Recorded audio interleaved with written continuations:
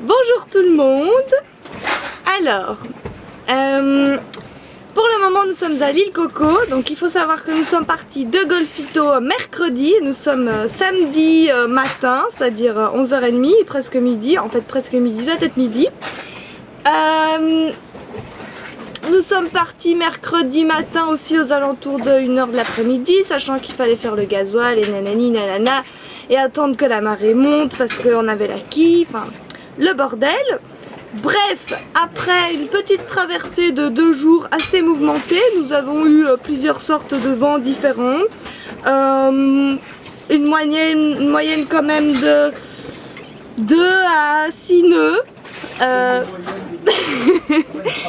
variait parce qu'on a eu de la pétole, on a eu du vent de travers, on a eu un peu de vent de face, on a eu jusqu'à 18 nœuds de vent, mais vraiment une seule rafale. Sinon en gros c'était une moyenne de vent entre 2 et 13 nœuds. Donc on a eu un peu de tout mais on est quand même arrivé en 2 jours à l'île Coco. Donc voilà, l'île Coco, alors c'est super sympa, on a fait une petite halte. Roberto est venu nous dire bonjour dans son dinghy gris. Papa, attendez, voilà, donc l'île Coco, voilà, il y a des requins. C'est à peu près comme ça. En fait, il faut savoir que l'île Coco, c'est l'île où a été tourné Jurassic Park. C'est une île, une réserve naturelle magnifique avec plein de poissons. Là, on voit des petits poissons.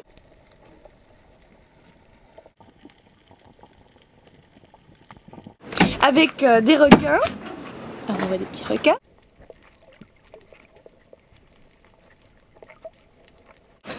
Et des cascades. Alors, et des crottes dans l'eau. Et des crottes dans l'eau. Mais ça, on l'a pas filmé parce que les poissons l'ont déjà mangé. Hein, Philippe fait des grosses crottes dans l'eau. Alors, donc voilà, nous venons d'arriver à l'île de Coco. Alors c'est passionnant parce qu'en fait, c'est une île en fait où à un moment donné, il y a des... C'est des Espagnols, papa? Bon, on va dire que c'est des Espagnols qui sont venus sur l'île et qui ont planté du café. C'est les Allemands. Ah, c'est les Allemands qui sont venus planter du café. Donc on peut apercevoir de loin une semi-plantation de café. Sinon l'île en fait est vraiment très sauvage.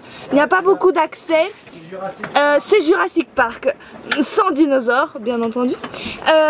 Alors mais quand même il y a une petite équipe de scientifiques qui vit là, qui se bouffent un peu entre eux parce qu'il faut dire que c'est pas facile de vivre sur une île avec toujours les mêmes gens. Et eux ils ont construit un immense pont, un pont en filet de pêche parce que sur 12 000 aux alentours de l'île, la pêche est interdite et du coup parfois la nuit ils font des sorties pour aller choper les braconniers, pêcheurs, et donc ils saisissent leurs filets, leurs bouées et tout, leurs bateaux, et donc ils ont fait un grand pont avec toutes les bouées et tous les filets qu'ils ont récupérés. C'est magnifique, voilà la photo.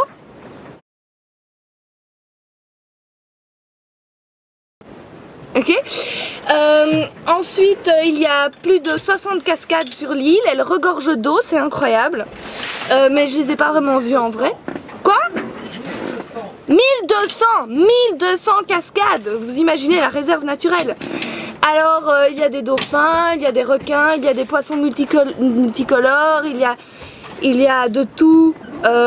Il y a des coraux, on dirait de l'or fondu comme ça dans l'eau, c'est incroyable. Et je vais vous montrer un petit peu l'île.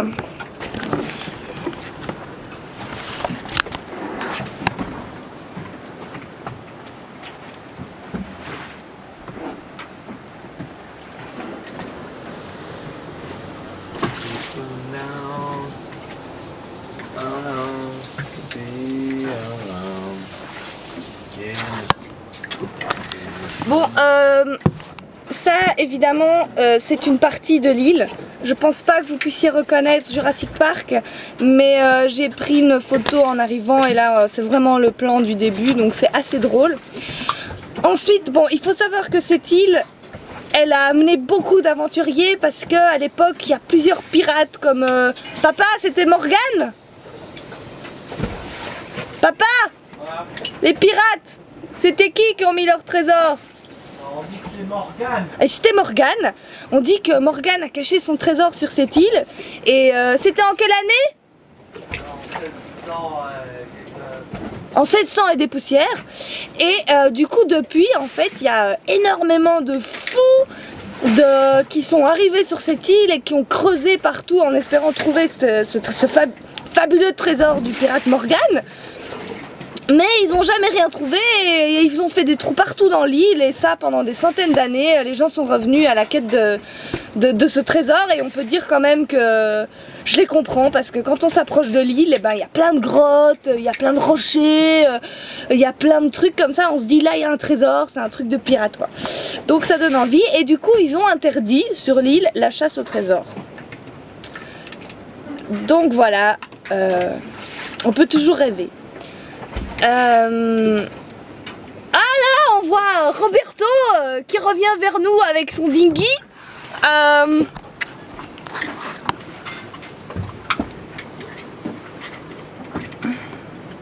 Il faut savoir que Roberto c'est le gardien de l'île.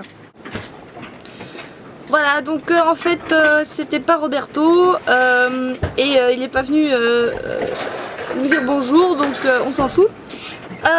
Alors la prochaine étape c'est les Galapagos. Il nous faudra à mon avis entre 4 à 6 jours de mer. On espère avoir du vent parce que là pour le moment c'est pas terrible. Sinon il nous est arrivé une aventure hier soir. On est passé sur un filet de pêcheur et on se l'est pris dans la quille. Et puis on a affalé tout le bordel et tout. Et puis le pêcheur est venu, il a fait couler sa bouée. Et puis finalement le filet est tombé. Et puis finalement on a pu repartir et on a remis les voiles et tout en pleine nuit, c'était le bordel.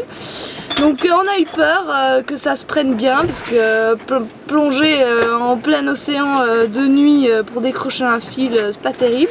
Mais heureusement on n'a pas dû faire ça et il y a eu plus de peur que de mal. Heureusement. Donc voilà, donc on est bientôt reparti sur la route.